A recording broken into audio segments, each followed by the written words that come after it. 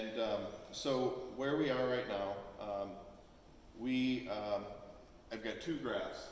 One is showing the income, and so our plan is in blue, and red is our actual. So you can see from our plan for the year was that we would be at about 239,000, and we're running at about 10% less than that.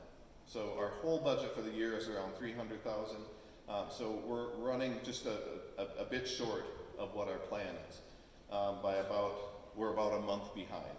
And so we're through the summer season, which is usually a little bit slow, but we'd like to see that pick up for the remainder of the year.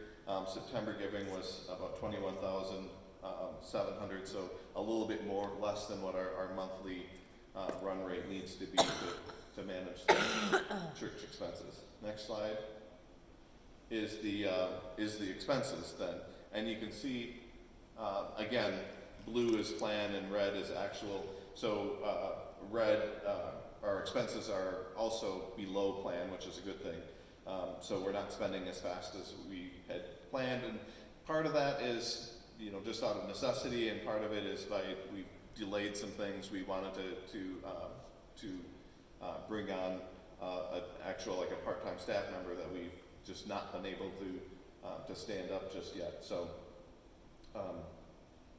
our budget was that we would have spent 230,000 by now, and we're at 216. So if you combine those together, next slide, compare income versus expenses.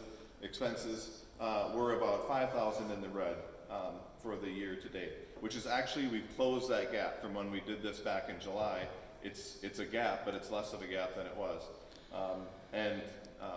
And part of the reason for that is the mortgage being paid off, because that was budgeted out as our budget works. A 1/12 of it was in every month, so every month we get to claw a little bit of that back now that that's paid off. It won't be in our budget for next year. So that's where we're at, and just to put things in perspective, and again, we have about 300 giving units, giving families in the church, and maybe a little less than that, and about a $300,000 budget.